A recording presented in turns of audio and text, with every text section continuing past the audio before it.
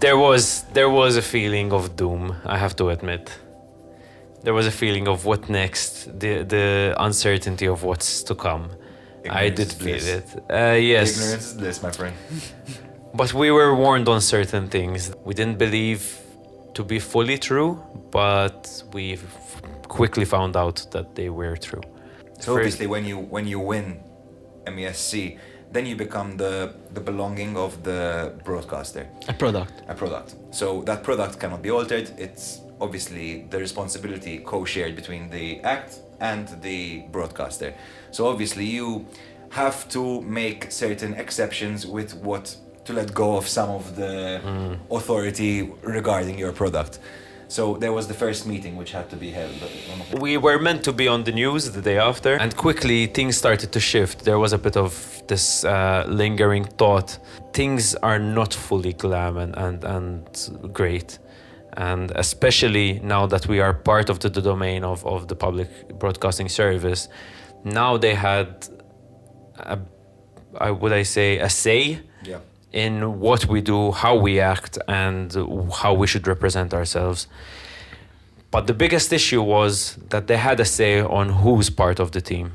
And that was an immediate vendetta. We felt that it was an immediate thing that they really wanted to address, because they wasted no time before they started to probe the possibility of us having to change our team because of the limited delegate tickets we had. Oh man, we cannot stop about these. As in, there's the limited delegate tickets, there's the budgets, there's flights, there's limits on everything basically. Even on certain things which were quoted were about the chemistry of the entire team, including the broadcaster with our team.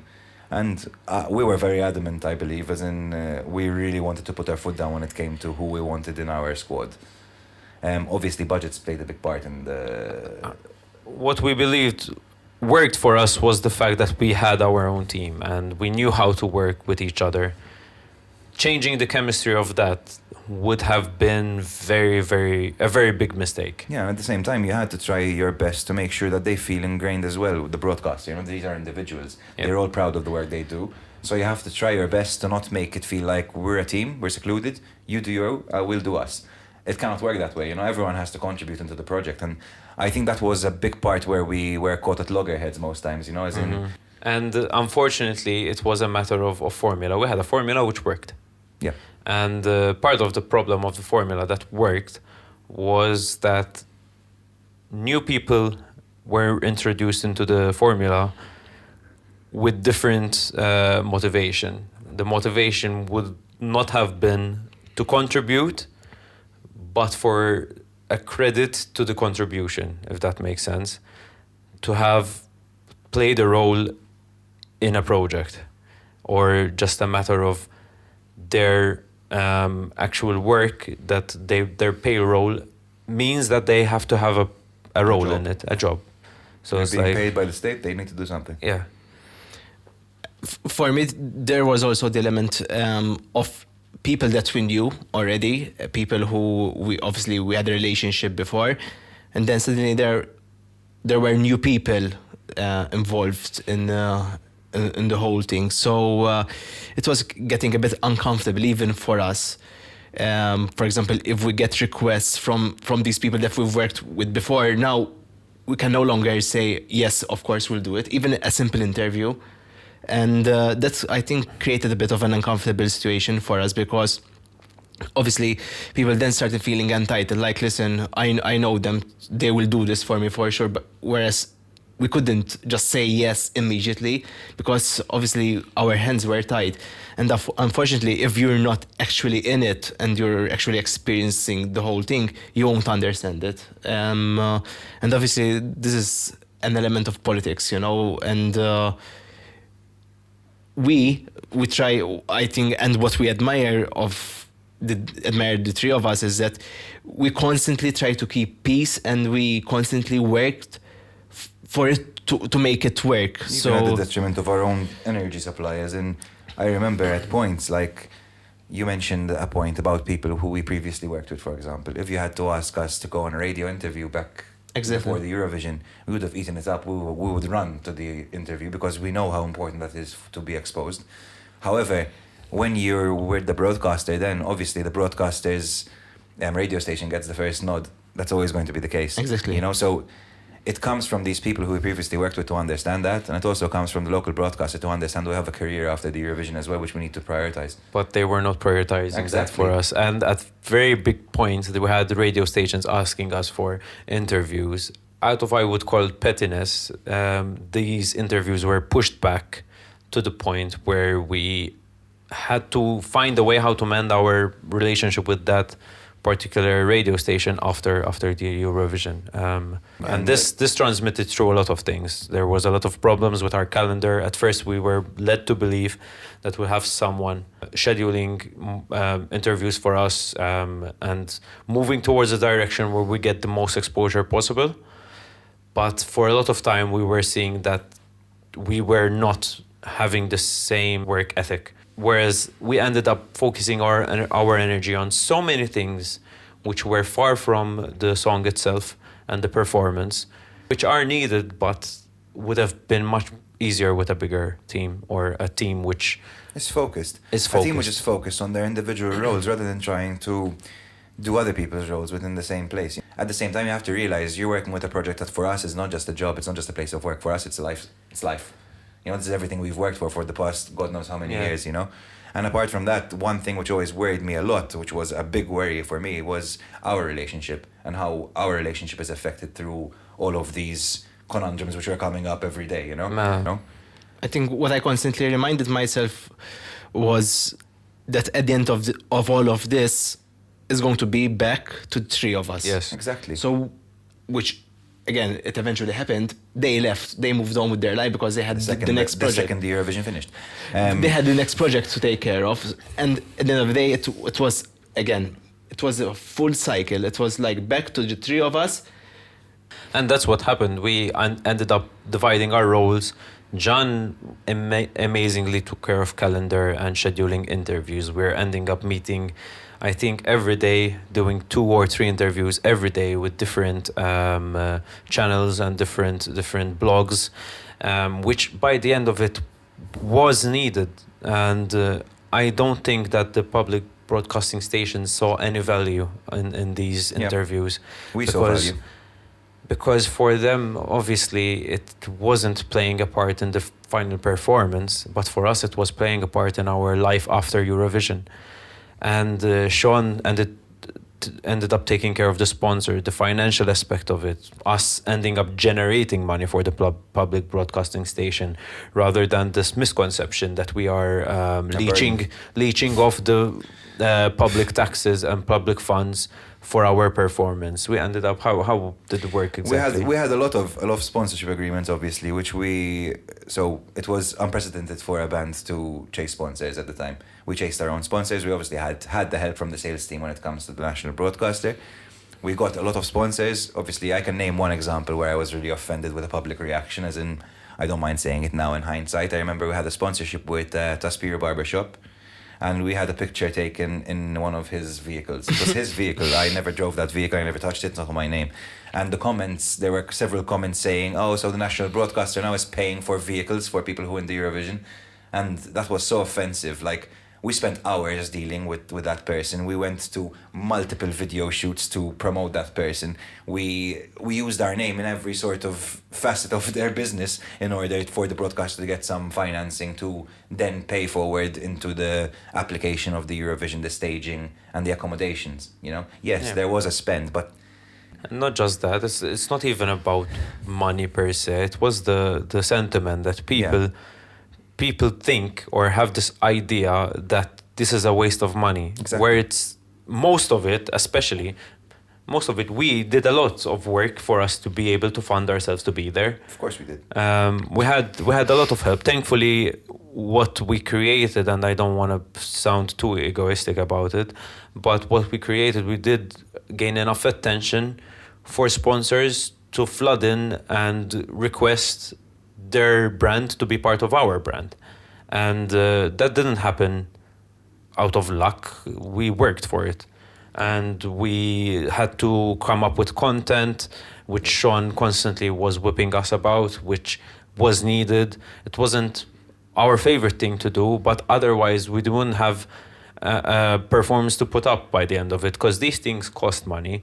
A lot. And during that time, there was a big issue with budget, because the public broadcasting station was going through something of an overhaul with Yeah, these they things. weren't exactly printing money, you know. They were burning money, and that's what a broadcaster does most of the times, you know. But there was obviously a lot of controversy because of previous Eurovision entries.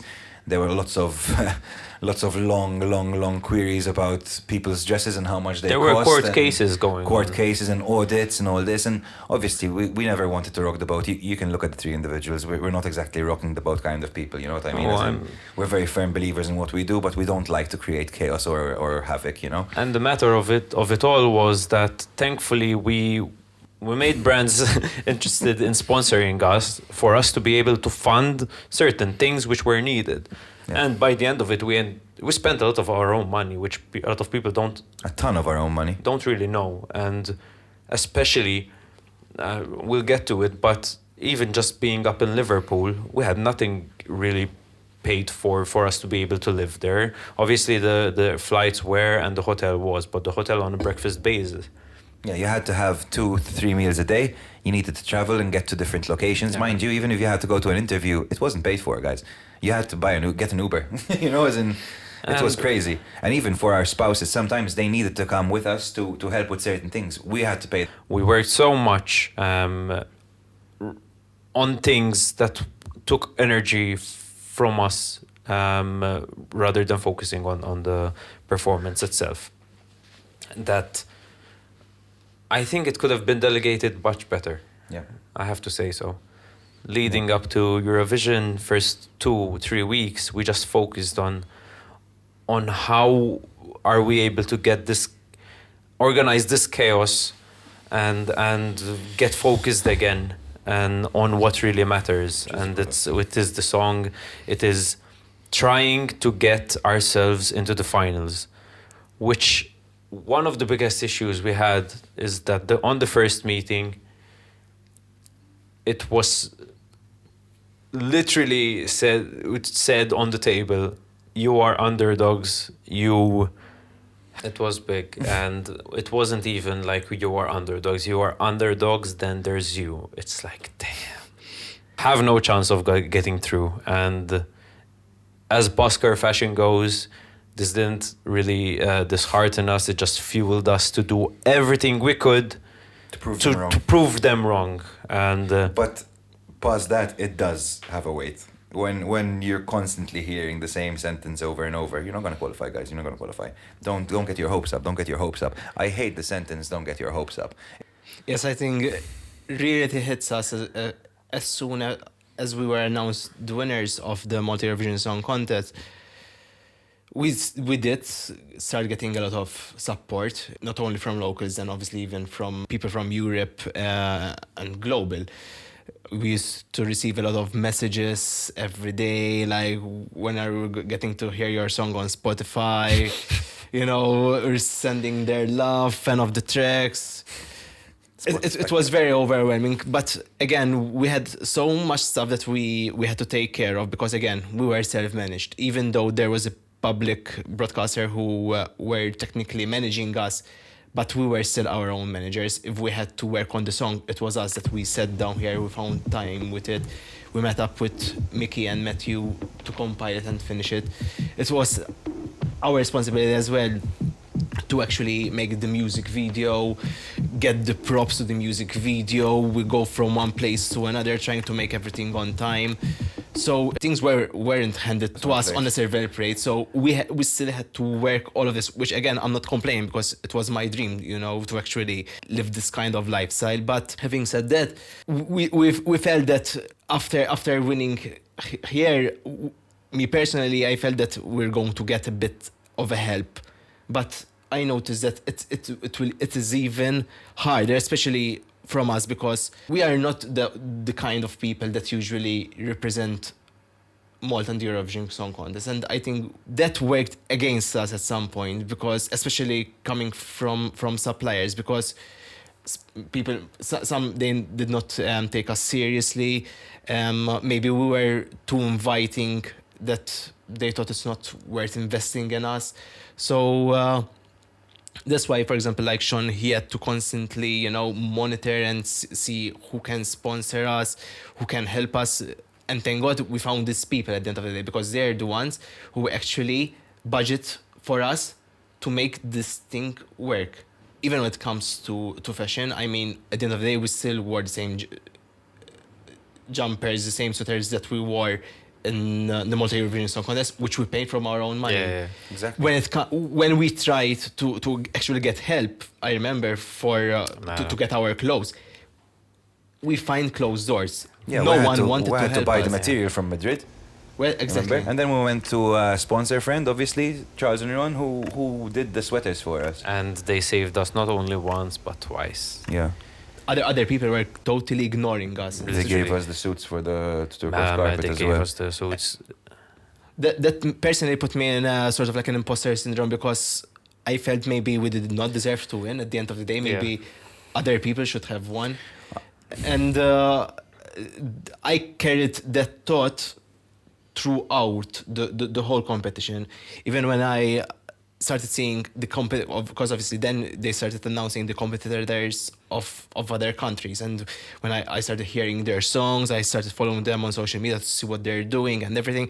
And I remember like seeing all of them, getting all these opportunities, going on tour, not just the pre-party, actually like going to perform in different places, getting these placements, for example, fashion awards, doing all of this stuff, getting the big interviews.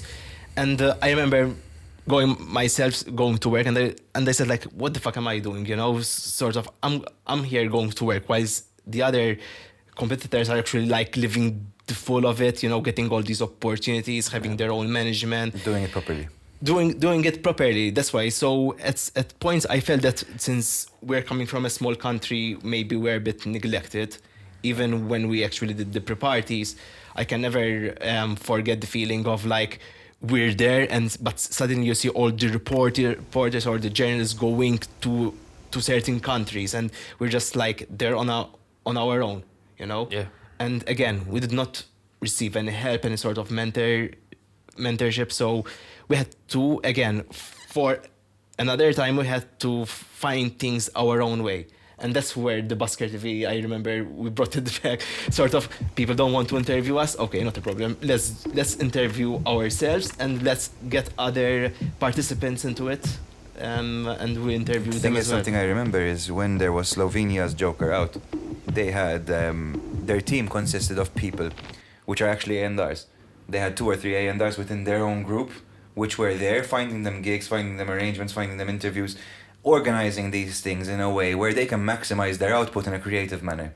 Why should they be sending emails when they could be interacting with fans, when they could be doing a pop-up concert somewhere, where they could be, there's so much more you can do as an artist rather than sending emails. We were doing it all. We were doing admin work, we were doing the leg work for certain things, we were carrying our own stuff, we were getting wardrobe sorted. The A to Z was up to us. And if we didn't do it, we either had to settle for a subpar product or something which isn't aligned to our vision. Yeah. We ended up, after every pre-parties, we ended up in the hotel room editing videos for content. We're trying to come up with fun content to share on our social media, because again, that was the game plan that will generate attraction. But it seems that no one got it. That was another argument we had as well, argument in inverted commas, but we had problems when it came to which platform we can post our content on. So we were working on content, we were actually putting hours into these videos, and then we had to ask permission if we can post them onto our pages, because they wanted them to be posted onto the broadcaster's Facebook page. Yeah, sure, I get the fact that you want to use the app, but get someone to do content from your end, and that way we can post those, isn't it? That's how I look at it. There was a big paradox. And a huge paradox, During the period which was meant to be the best time of our lives, we had so many side quests which depleted us. I remember I was dead by Madrid. Honestly, it was the best of times. It was the worst of times. And as John mentioned, having to get up in the morning, having so much ambition, having so much going for yourself, rocking up to work and having to stray your focus on something which at that point was not a priority. I feel too privileged saying it, but no one really can understand how close to a dream we were. Was something that a lot of people dream about. And for us to unfortunately having to sacrifice the moment where our dream was so tangible and we could feel it in our hands, and sacrifice that feeling just so that we can still contribute to our workplaces and our normal life. I mean, it did keep us humble, but it also kept us distracted. Even though I do believe that as a nation, we do take Malta Eurovision Song Contest seriously, and we do find budgets for it, with the exception of 2024. We have to say it. We don't take the Eurovision seriously. Once we declare our winner for Malta Eurovision Song Contest, we feel like the job is done, and then we just shoot aimlessly and see what we hit. We still believe it's 1994, where it's just like we go up, we show up, and we just hope for the best. Where it's not. The game has changed so far from that. It requires a team. It requires strategy. It requires marketing. It requires social media presence. Not just, but like whatever we mentioned, A&R, placement, distribution. That unfortunately our national broadcasting team are not trained to be in part of. I mean, we had so many occurrences where someone who's with us during these periods of pre-parties, or even during the Eurovision in Liverpool, where their focus is on what numbers they can generate for the public broadcasting station, rather than what we're doing there in Liverpool and our mission in Liverpool. At so many points, we had to see them or be part of the process of them editing the national news, that we were just like, you can't make this stuff up. You can't. Like, why are we here? Like, why aren't we pulling our energy together just for this sake? So pre-parties, time of our lives. No, honestly. pre-parties were sick. As in, those were the small events you go up to where they have a stage. Small events. Big events we go up to where they have a stage. Huge press stands. There, yeah. You have all the people, all the different Eurovision press as well as the general press. All the acts were coming up there. Not all of them, obviously they select where to go. But we had 5 locations which we went to. My favorite was Amsterdam. It was so much fun in Amsterdam. And it was such a long trip because we went from the UK straight to Amsterdam. It was a really long one over one weekend. But it was so much fun for us. Madrid was the worst one for me. Madrid? I hated Madrid. Because you were sick. I was sick, not because of the event. The event was huge. That should have been the one I enjoyed the most probably.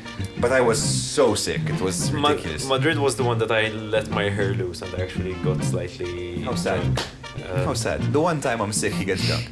There was one moment where we had done the content. You had done the content with the sweaters with the different artists. I remember Steve getting angry. I couldn't stay out. And then I went to the room and I cried all night, miserable. And then I saw the video the next morning and I was even angrier because I couldn't be part of it, And you feel like you let the team down at that stage in time, And you really want to be active and present in everything, But it's just physically impossible sometimes.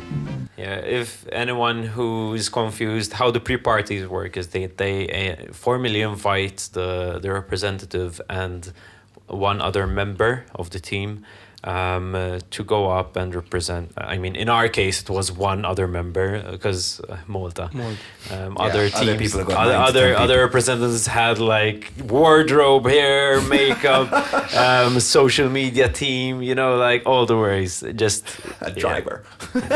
Anything. But for us, it was 3. For us, it was the representative and another member, which was 4. And our wallets to pay for the Uber rides. Yeah, and we're very much eminent to having our team with us, and one of our biggest issues, or not issues per se, our biggest challenges was making sure that we enjoy this moment and share it with who we loved most. It was our spouses back then. It still is. But back then, it was important for us to share it with our loved ones, okay? And Jean had his wife, Sean had his fiance, and for me, that time was a girlfriend, which is now a fiance. We both evolved. You did an upgrade. I say the same.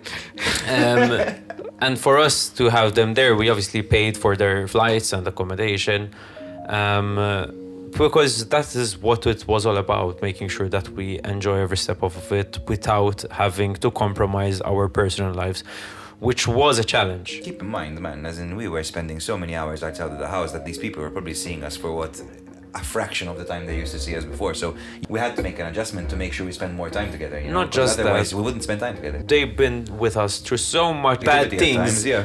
Not just negativity, the dark part of the Eurovision, that they should have been there to celebrate The good times. as well, and it was important for us. So we did make arrangements from our end for them to be there. The pre-parties again were so full of life. That was the beauty of it. We're just there to give a performance, enjoy the performance, and for us, and especially me, it was the perfect opportunity for me to sing the song live and control my breathing whilst giving the performance in itself. There was a lot of beauty in touring. For me, it was like renting a dream, you know, sort of we get to taste the beauty of it, you know, traveling from one place to another, something that I really, really love. And even the connection, because there's a difference between a person messaging you and telling you like, hey, I like your song, I listen to it, but actually be there and you see them singing it. They come to take a photo with you and they share their experience, why they love the song, you know. So how they feel like they're part of a community because of that song. Those are exchanging of feelings. It's something that it cannot be replaced. And unfortunately, it can only be done when there is the connection with the with us and with the audience. And the Eurovision family, it's one of a kind. It's different. And I noticed that even from one place to another, you notice like the how the audience react to certain songs is different from one place to another. And you can even learn more about the culture, about their taste, what they're following in terms of music. Liverpool, and what about it? Liverpool. For me personally, Liverpool was like, I don't know if it affected, given that I'm a fan of the Beatles, but for me, Liverpool, it was, now we're literally living the dream. Especially now we are the whole delegation, you know, we're a group of people together. Our partners are also working on it as well. Everyone had a role. Sort of, we had the big family with us now. So, obviously it was like dead on. Now it's competition time. And we get to experience the big stage of Liverpool. I remember something super silly, but it really made a difference for me. They had made us these delegation jumpers with the Maltese flag on it. That was cute. I loved wearing a Maltese flag on my chest. In my life, like, I always wanted to represent my country doing something. I never managed through sports, so I had then music that did it for me, funnily enough, and it was, I think, one of the proudest things was being able to represent the country wearing the flag on the chest. Yes. It was a very nice feeling, even holding the flag in a photo at the airport before we headed off. It was special, you know. Representing your country, I think, is something you can't replace with anything. Being the Beatles' home, you know, it's something significant, especially the fact that we got to walk past the Cavern Club on one day and then play in it the other. You know, it's. That was surreal. I remember scrolling through Instagram and I'm seeing this post from Cavern where they had sort of like the flags of the European countries participating in the Eurovision contest.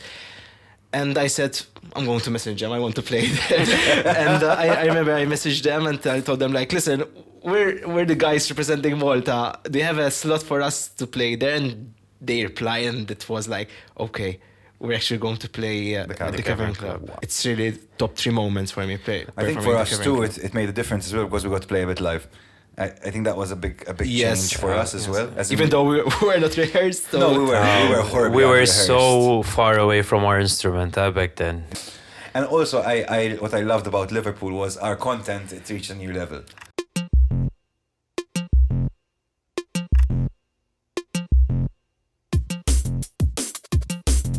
Guys, we need content. Guys, content. We tried as much as possible to throw so many things at the wall and see what sticks. And you can see our social media was so vast out of things to see what can generate us viewership. That we try to focus so much on that again rather than the performance, but it's part of it. Also viewership that we could keep past the Eurovision. You know, people we can count on to listen to our music after we're done from the Eurovision as well. So something I want to mention as well is about Luke Bedford actually. As in, Yep. I was very skeptic when we were mentioning this content guy we were going to bring in. I had no idea who he was. But I remember when we were in the coach going into the airport, the first person I saw was Luke, and he had his camera in his hand. The second the car was approaching, he turned it on, he started filming, you know, it was game mode for him. And he really took it seriously. And from that moment, I knew, like, okay, this is one of our guys. And he immediately formed part of our inner circle, you know?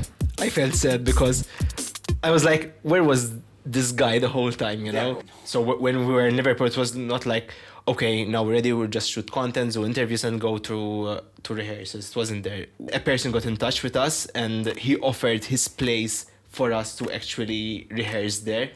And again, that's something that I missed during the last few months after we won the Malta song. People genuinely want to help you. And this was genuine, you know. He did not want nothing from us. He just landed this place and we went there. We'll have to mention, even in Malta, that happened to us. Yes. Thankfully, someone Yes. offered to their venue. A gym studio, yes. The Very good underground mention, one in yes. Mostar, right?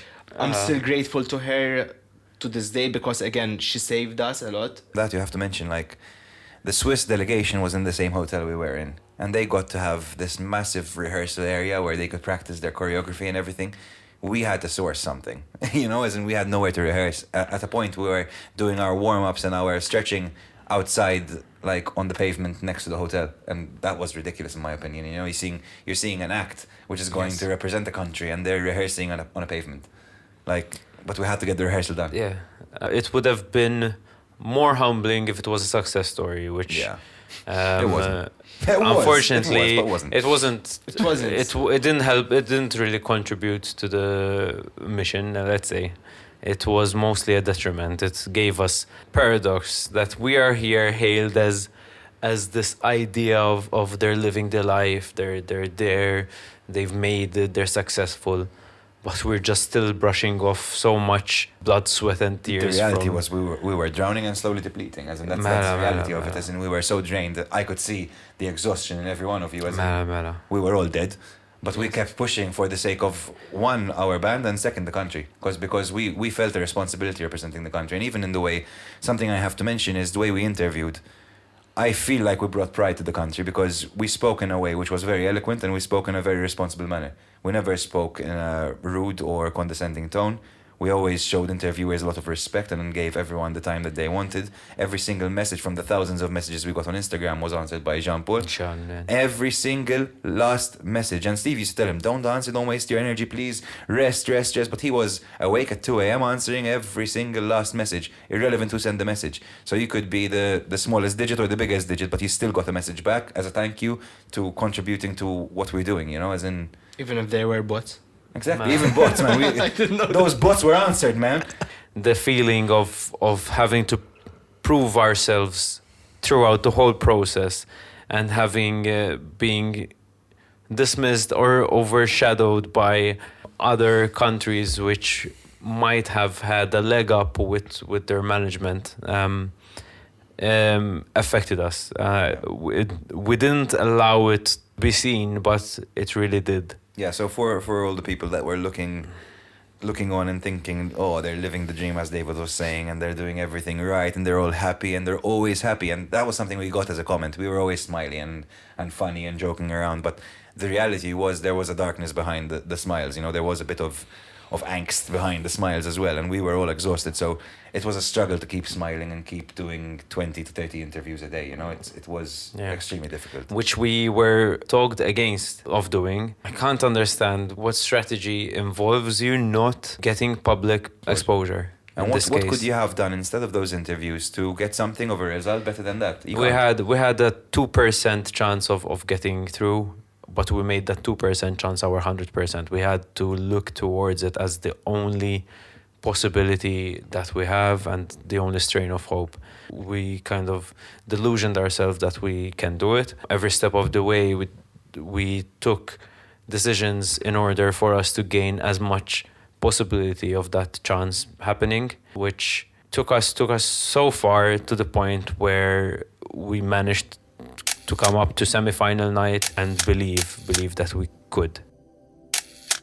Rehearsal 1. So obviously the rehearsals, we obviously didn't know what to expect. We got onto a coach in front of our hotel. We got escorted in by police officers, a sort of control about the bomb squads and all that to make sure there's nothing fishy going on. And obviously it's a bit overwhelming when you're in a coach, you're approaching this massive venue. Everyone's wrapped with security, a lot of different people everywhere. It was quite crazy. And obviously when you see the stage, it's an awe-striking moment, as in you wouldn't expect something of that magnitude in front of you, but it was that big. They just call you up, they escort you from the dressing room towards the control room where you do an ear test where you regulate your vocal and backing track. They put you in these boxes on the floor, color-coded, and then you get your pack secured on you with pins that we didn't have, or belts that we never were addressed to have. I remember someone from our delegation running around the hall with our pants to get them sewn on. The idea is you go, you do the performance and get the feel of the stage. I think you get to do it 3 times, and once those 3 times are over, you're just gone. You're off the stage for the next act. So obviously high pressure situation, guys. You have 3 chances to get it right. That's your 1 rehearsal. And obviously no one expects the first rehearsal to be good. It's like you have only this 1 chance, get it right, or things won't go well. And you just need to remember what you did wrong and go back to correct it. And then you have just 1 other try 3 days after, before the actual performance. And between the first sitting of rehearsal and the second sitting, there's also a viewing room, which you go to after you do the rehearsal, so you can see the shots. You see what's working, what's not working, any angles which you don't like. So everything has to be staged properly, so everything shows up proper. In which you have 15 minutes to give all the changes Exactly, and hope for the best that the mind. next time that they do it. And keep in mind, you have 6 people all commenting at the same time, trying to put in their opinion as well. So you had to keep your place as artists. We had to sometimes stay quiet, tell Steve, who was our responsible creative director, to relay our comments. If Steve thinks that our comments are not valid, they're not relayed. There might have been a bit of an ego war between Steve and other people of our delegation, which camera shots might be better or which one are worst. Obviously, it's subjective. Everyone has their opinion. Subjective, but there was a bit of an ego war that had to be done between those 15 allocated minutes. I remember there was that countdown and you see the time. Yeah.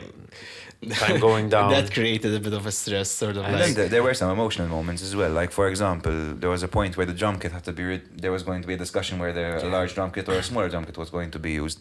There was a discussion about the saxophone changeover, whether it can happen because of the timing and the angle. Yes. There were a lot of issues which affected us in a way that we weren't ready to compromise on certain things, but we had to, and we did. we had to. You know, and even though it hurts, you know, you had to do it, even though it's not the perfect vision of what you had in mind, you know. And I commend you too as well for going through it, because it's not an easy thing to do, you know. It's tough. Coming from a small country, I feel the sense that sometimes they don't take you seriously. No. And that's a fact. I believe there was a bit of an injustice between countries. There are certain countries that it showed that they have more preference, you Pristine know. attention, you know, the attention to detail for some countries was huge.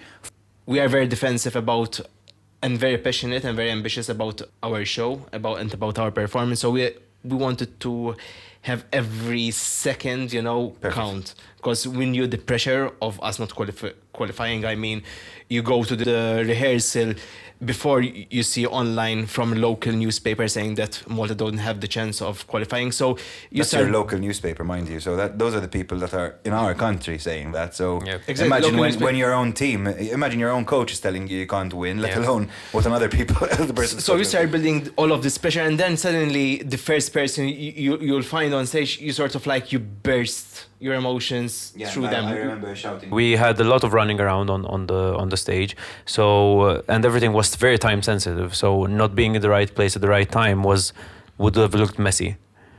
I remember shouting for Steve to come onto the stage because I don't think it was reasonable for me to be telling the Steadicam person how to get his angle. It was funny, I know, I get it, but I want to apologize to them as well, the Steadyman crew and all that. Of course, we ended up apologizing because obviously it wasn't really It was there. tension. It was tension. But it showed the pressure we were under. We were under when a lot of two of our pressure. 3 rehearsals passed by and we still didn't get the shot. Now, talking about the performance, nowadays I do have a slight regret, or I ask, what if, had we oversaturated our performance with, maybe we complicated it slightly for the purpose of appealing more? I think we were trying too hard. We are trying too hard. I think at a point, so many signs were against us, and I did feel that so many things were conspiring against the possibility of us making it through to the final.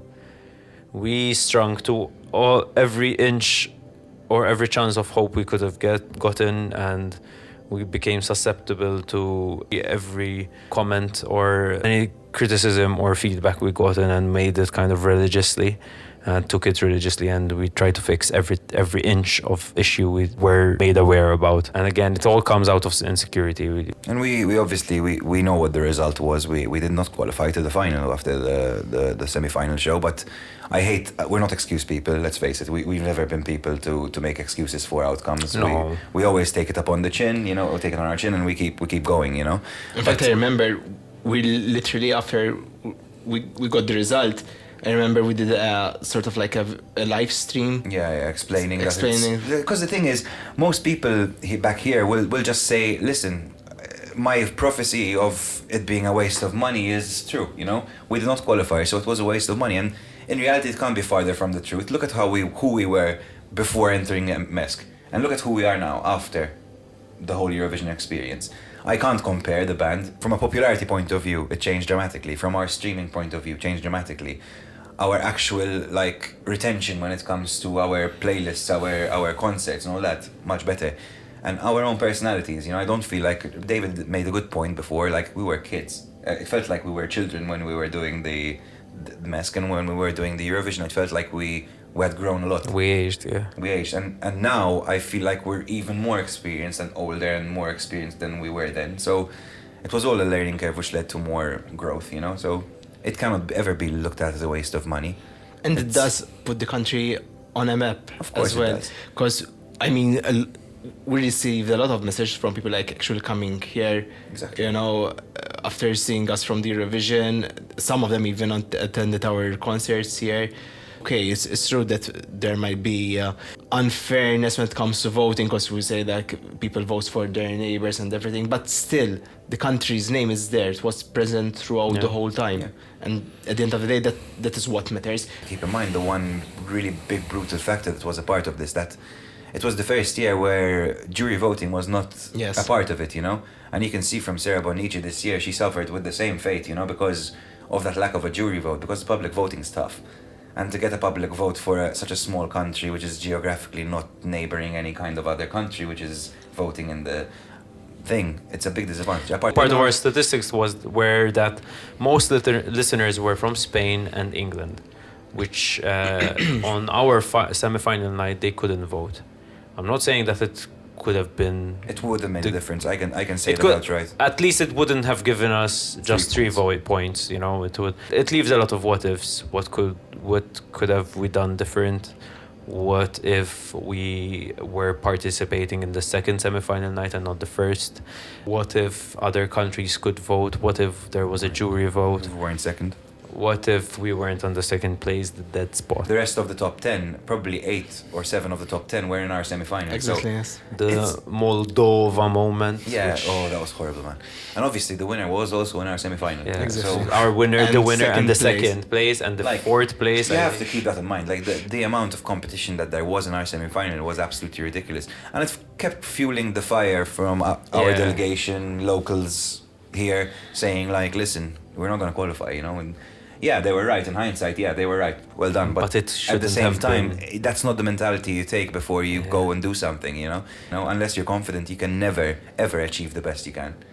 Unfortunately, again, there isn't a professional music management here in Malta, and the people that we worked with aren't trained to be managers, artist managers. And that being said, I because can't take it against them. As you in, they cannot did the take best No, of their and- abilities. and- because they have other work that they need to do, unfortunately. Plus- And they were employed. They have a job. Plus, this gets us to the day after, where our role in the competition was done, and the role as delegation was done, and inevitably they moved on to their normal day-to-day roles, other roles that they had to fulfill within the public broadcasting station, which, again, as John is mentioning, there's no music management, there's no management after Eurovision, there's no long-term plan for you that you can take what you just experienced and inflate it. The morning after, we're having breakfast, and it's just like, good morning, okay, what are you doing today? Going to see the sights? It's like, I wasn't the same, I have to admit. it was it's like that was the conversation. I didn't have a There was conversation the no next there was morning. no like, take your time and then we'll talk. There was no dissemination, there was Yeah, no from there, post-mortem. it was Mela, just mela. like, It was like, "Oh, okay, expected. Enjoy your trip." bye. It's very, at the end of it, it's very lonely. It was very transactional, it felt. You know, It was. The purchase is done, now you do you. From our side, what we did was constantly like, okay, let's try to see the positive sides of it. In fact, then our song ended up in the viral 50. I mean, all of these are all important points, not just for us. Again, even for them, the for country their work. and They for the should- country. I mean, I don't agree that Eurovision is just the result or those 3 minutes that you get on stage. Our song managed to hit quite viral stuff when there was the viral of them doing the dance. It was only us who actually made people aware of it. And 4.5 million streams. We also tried to send it to local newspapers here as well, and telling them like, listen, our song went viral. At first, everyone ignored us, disregarded all, but then when they saw that it actually was Getting traction. everyone jumped on the train again, and that's what hurts me the most, I think, personally. That's me. The fact that we did all these sacrifices with everyone to try to accommodate everyone, even though everything was against us. But then you start seeing people again moving on with the next thing, with what's hot at the moment.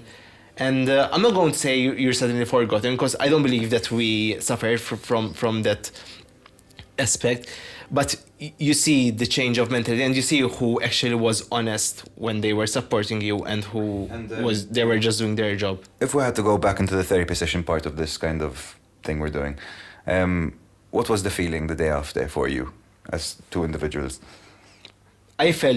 Personally, I felt lost, and again, there was the imposter syndrome. Maybe it shouldn't have been us to represent Malta. Maybe someone else should have done it. Sort of, we were not fit for the job. I did not have any, I did not have any regrets. Even up to this day, I don't have any regrets on the performance. So what I liked about with the song, I have a bit of regrets, yes, but unfortunately, again, with the pressure that people put on you, because you cannot change the song, sort of, you have to leave it like that. So with the song, I have a bit of regrets, but with the performance in general, I don't have no regrets. But mostly, I felt lost, and sort of like I've been working for all of this just for that night only, you know. And then I noticed, but that it wasn't true. But obviously on that day, I was like delusional. Dave? I tend to rationalize myself too much, but that's what gets me through things. I kept on telling myself, this experience will finish for everyone. Ours finished on a Tuesday, the rest will finish on a Saturday. It was just inevitable. Everything has an ending. Everything comes to an end. It was just a matter of when for everyone. Rationalizing myself through it, that we did everything, we did all we could, and that is for a fact set in stone. Only us three could really know how much we did, and up till this day, going through it all, we can't even mention all the details that we've done. So pride is part of it. I wouldn't call it regret, but I had to really push down a lot of what ifs. Definitely a lot of tears. I cried so much, mostly at the possibility of what could have been if things were more in our favor. But I think I had made peace with the fact that we won't qualify much earlier in the day before the In semi-finals. fact, I remember when we were in the toilet, while we were in the green room, we went to the toilet. We needed to pee. And you told me, I asked you, what do you think? And you said, I don't think we're going to qualify. And I told you, I don't think so. I think you're wrong. You were right. There are moments in life where I feel that the universe is conspiring in my favor, and there are moments in life where I feel that the universe is conspiring against. That was a moment where I felt it was against. In Malta, I felt it was in our favor. In the UK, I didn't feel like it was in our favor. There was a lot of acceptance. I did feel like I had more of a fight in me, but I think that was needed to open the next chapter, which up till now is still yet to be opened, I believe. Yeah. For me, it was a nightmare. So I barely slept. I slept very sad as well. I woke up the next morning to a message from my previous employer telling me something about work, which I really did not appreciate. In fact, it's my previous employer. I remember going down to breakfast where everyone was like, obviously not you guys, but everyone was like, okay, same old, let's go on, except barring for about 2 people from the delegation who really they were crying while they hugged me, and that really, it changed my opinion a lot about what they thought. The individuals, we were speaking about, because I obviously knew that some of them were adamant that we were not going to qualify, but some of them had belief. And when I saw that, when I felt like that they had that belief, it heartened me. It made me feel a lot better than I was feeling then. So that's something I have to mention. And apart from that, I just needed distance then.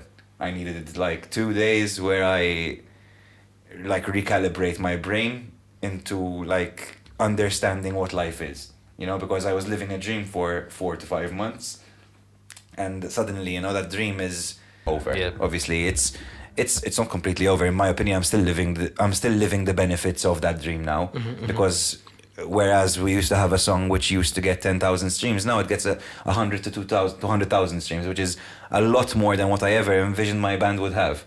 So mission accomplished, and I will keep saying mission accomplished to anyone who tells me the Eurovision was a waste of money. Why did you do it? You didn't qualify. Anything I am told, I can rebut very easily by stating that one fact. What we used to have in terms of listeners has essentially 10x'd. Apart from that, I remember eating my breakfast. I had no appetite whatsoever. You guys were discussing a song with Mickey Mago as well. Yeah, you're sick.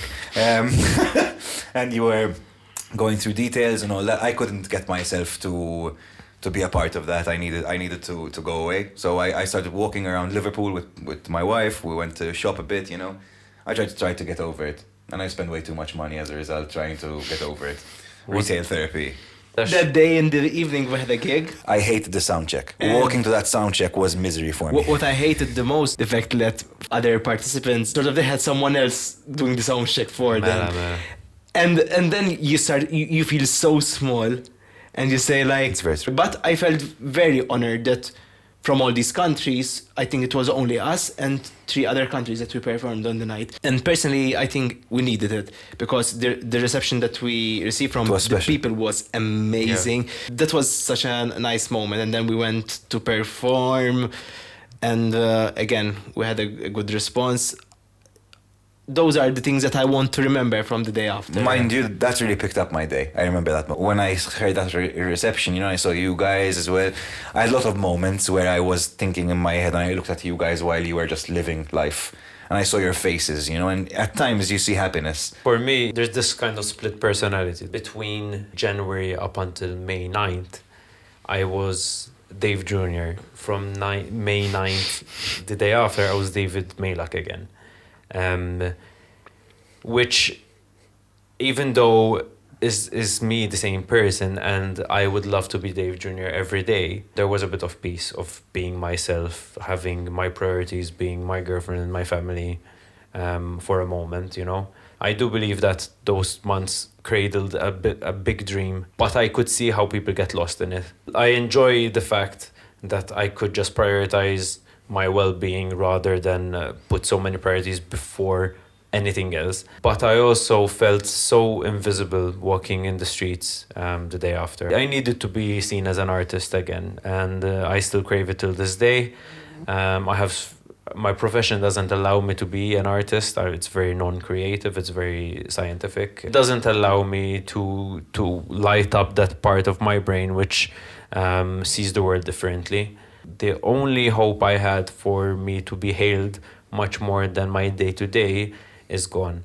And I didn't allow myself to show it because I didn't want to collapse. Otherwise, it would have been bad. Because if it gets dark, it gets dark. But I did cry a few times. Now, 2 years on, Eurovision 2025 is about to happen. Our tailing off has finally tailed. It's closed. So officially, we are past. And this documentary, whatever you want to call it, will be the final full stop to our Eurovision journey, and hopefully the start of our next chapter in life and band.